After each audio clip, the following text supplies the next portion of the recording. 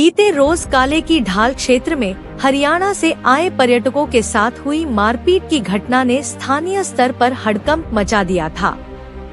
इस मामले में अब पुलिस ने बड़ी कार्रवाई करते हुए 2 आरोपियों को गिरफ्तार कर लिया है, जबकि अन्य वांछित आरोपियों की तलाश लगातार जारी है। इस पूरे प्रकरण को लेकर देहरादून ग्रामीण पुलिस की ओर से सक्रियता दिखाई गई और घटना के तुरंत बाद जांच शुरू कर दी गई थी। प्राथमिक जांच और उपलब्ध साक्ष्यों के आधार पर पुलिस ने 2 व्यक्तियों को चिन्हित कर गिरफ्तार किया है। दोनों से पूछताछ जारी है ताकि घटना में शामिल अन्य लोगों की भूमिका का भी खुलासा किया जा सके। इस मामले को लेकर एसपी देहात जया बलूनी ने पत्रकार वार्ता कर पूरी स्थिति स्पष्ट की। जया बलूनी ने बताया कि पर्यटकों के साथ मारपीट की घटना को पुलिस ने गंभीरता से लिया है और तुरंत प्रभाव से टीमों का गठन कर आरोपियों की पहचान की गई। उन्होंने कहा कि किसी भी प्रकार की कानून व्यवस्था से छेड़छाड़ करने वालों को बख्शा नहीं जाएगा।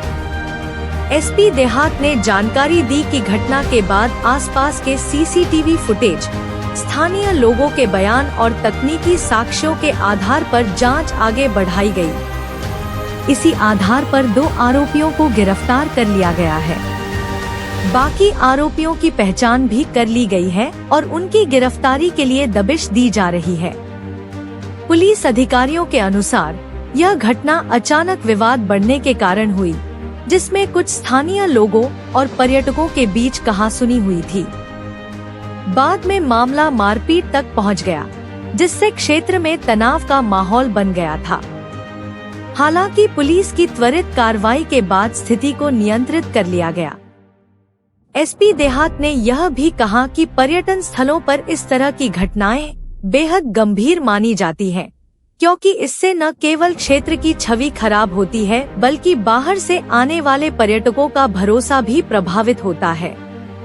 उन्होंने स्पष्ट किया कि ऐसे मामलों में पुलिस की नीति 0 टॉलरेंस की है। गिरफ्तार किए गए दोनों आरोपियों से पूछताछ में पुलिस को कुछ महत्वपूर्ण जानकारियां मिली हैं, जिनके आधार पर अन्य संदिग्धों की तलाश तेज कर दी गई है।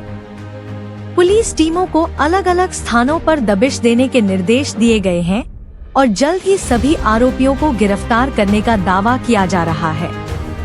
स्थानीय प्रशासन और पुलिस विभाग ने यह भी सुनिश्चित किया है कि भविष्य में इस तरह की घटनाओं की पुनरावृत्ति न हो।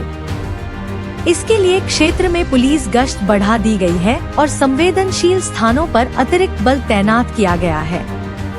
पर्यटन सीजन को देखते हुए पुलिस ने होटल, ढाबों और पर्यटन स्थलों के आसपास सुरक्षा व्यवस्था और सख्त करने के निर्देश दिए हैं।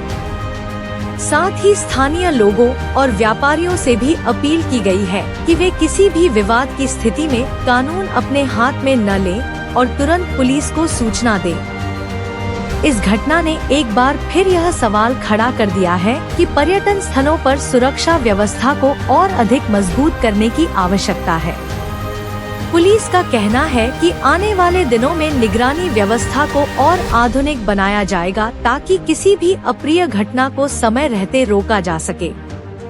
फिलहाल पुलिस की कार्रवाई जारी है और बाकी फरार आरोपियों की गिरफ्तारी के बाद इस पूरे मामले में और खुलासे होने की संभावना जताई जा रही है। प्रशासन ने साफ कर दिया है कि कानून व्यवस्था के साथ किसी भी प्रकार का समझौता नहीं किया जाएगा और दोषियों को सख्त सजा दिलाई जाएगी। देखिए, जो सतमीर है कैथल निवासी, इनके द्वारा एक एप्लीकेशन दी गई थी जिसमें इन्होंने बताया था कि 20 तारीख को अपने मित्रों के साथ यहाँ पर घूमने के लिए आए थे ऋषिकेश में। तभी एक महिला ने इनकी स्कूटी पर सवार थी, उसने इनकी गाड़ी को रुकवाया और उनके आपस में कुछ बातचीत चल रही थी, कुछ बहस हो रही थी।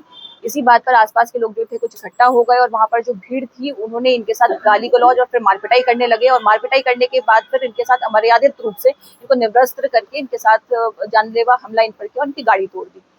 ये एप्लीकेशन हमें प्राप्त हुई, इसमें संबंधित धाराओं में हमने मुकदमा दर्ज किया है। इसमें 4 लोग नामजद हैं, जिसमें 2 की अरेस्टिंग हो गई है, जिनका नाम अशोक और नरेश है, जो काली की ढाल के निवासी हैं। शेष 2 नामजद के विरुद्ध भी कार्रवाई चल रही है और बाकी जो अज्ञात हैं उन पर भी हम उनकी पहचान कर रहे हैं। उसमें जो आसपास के लोग हैं उनके बारे में या फिर जो सीसीटीवी है और जो हमें वीडियोस प्राप्त हुई है उसके द्वारा उनकी पहचान की जा रही है। इस महिला से भी जब पूछताछ की गई तो महिला ने बताया कि वो अपनी छोटी नाबालिग बच्ची के साथ स्कूटी पर जा रही थी, तो उसकी बच्ची ने बताया कि इस गाड़ी में से किसी ने उसको कुछ बात बोली है, कुछ कहा है और इशारा किया है। इस बात पर उस महिला ने उस गाड़ी को रुकवाया और वो उनसे पूछ ही रही थी, बातचीत चली रही थी, तभी लोगों ने मारपीट शुरू कर दी। महिला ने कहा कि मैंने लोगों को रोकने की बहुत कोशिश की, लेकिन उनमें से कोई भी नहीं माना, किसी ने भी उसकी बात नहीं मानी। महिला ने 112 पे कॉल करके पुलिस को सूचित किया था। तो इस संबंध में मैं ये कहना चाहती हूँ कि जो भी कार्रवाई है, अगर ऐसी कोई घटना हुई थी तो तत्काल उनको पुलिस को सूचित करना चाहिए था, या तो आसपास जो थाना या चौकी है उनको सूचित करते, अथवा 112 पे कॉल करके उन्हें इस घटना के बारे में बताना चाहिए था, ना कि कानून को अपने हाथ में लेके इस तरह से मारपिटाई या फिर जानलेवा हमला करना चाहिए था। तो जो भी ऐसी कोई घटना होती है, कोई भी ऐसा अपराध होता है, तो आप तत्काल पुलिस को सूचित करें, ना कि कानून अपने हाथ में ले। तो जो इसमें बाकी लोग हैं अज्ञात, उनकी भी पहचान की जा रही है और उनकी भी जल्दी गिरफ्तारी की जाएगी। जो भी ये घटनाक्रम था, ये पूरी तरह से आपराधिक मनोवृत्ति को दिखाता है। जिस तरह से कि भीड़ ने उनको जिस तरह से उनके साथ मारपिटाई की है, निवृत्त करके उनके साथ मारपिटाई की है, पूरी तरह से आपराधिक मनोवृत्ति को दिखाता है, जो कि उचित नहीं है। ये किसी भी प्रकार से कानून की परिभाषा में इसमें सजा दी जाएगी निश्चित रूप से ही। और कोई भी घटना अगर होती है तो कानून का पालन करना एक जिम्मेदार नागरिक का कर्तव्य भी है। अगर ऐसी कोई घटना होती है तो तत्काल संबंधित को सूचित करना चाहिए, ना कि कानून को अपने हाथ में लेना।